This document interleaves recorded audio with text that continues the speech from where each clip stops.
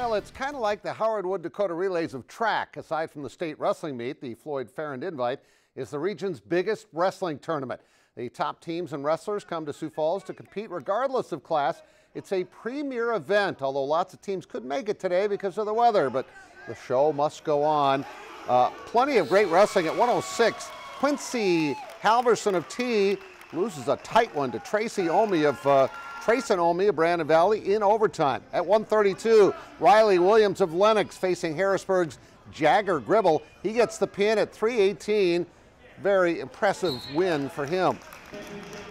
On to 138 pounds. Lots of energy in this match from Bo Beavers. He wastes no time at all, getting the pin in just 75 seconds. Guys, that's 1 minute and 15 seconds. That's quick. Now, on to two of the top wrestlers in the state at 152. Brandon Valley's Isaac Klinkhammer and defending state champ Roosevelt's Eli Kadoon. Klinkhammer taking the lead after getting the takedown at the end of the first. It comes right down to the wire, and escape points were huge as Klinkhammer wins by decision 4-3 in a thrilling finish. Brandon Valley looking solid all across the board at 160. Jack Smith ahead 2-0 after the first over Jordan Dahl of O'Gorman, and he gets the pin in the second period. And the Lynx would cruise in this one, your final. They win it with 212 points. Harrisburg with 175. Again, 10 of the teams that were supposed to wrestle today could not make it because of the weather, which is unfortunate. Well, the event, formerly named after Mitchell legend Mike Miller, kind of came full circle over the weekend, bringing Miller's son, Mason, all the way to South Dakota to play in his dad's old stomping grounds. Zach Borg has more on our Carl's TV and Appliance Athlete of the Week. Mason Miller. Though he'd never played a game in the state of South Dakota, Mason Miller probably felt at home this week in Mitchell. I don't think I met anybody in the last 2 days that wasn't a relative of either Ernie or Mike. Since his family's name is all over the Corn Palace.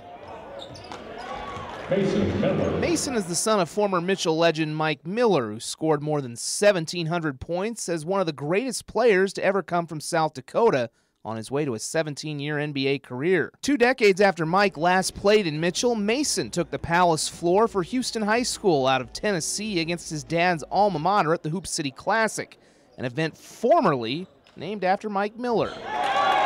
Oh yeah, it's definitely exciting to come back to see where my dad used to play in high school. The family coming down, I mean, they're all here, so that's good. I get to see them. It's hard not to see a lot of Mike's game when watching the junior. Even though he's taller at 6'9", Mason admits that his dad can cast a big shadow. Miller.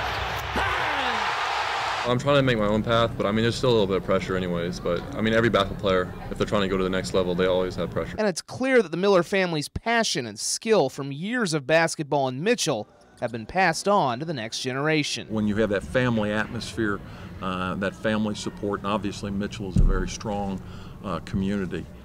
Some really good things can happen. All you got to do is look at all the banners on the wall. That's going to foster the kind of success that they've had. What kind of success Mason has remains to be seen, though the four-star recruit has plenty of Division I options, including Memphis and TCU, where his dad and Uncle Ryan are assistant coaches. Whichever course he charts, I just need to keep playing hard, so if I keep playing hard, it's better. It's all I really need to do. Chances are the results will seem pretty familiar. Zach Borg, KDLT Sports.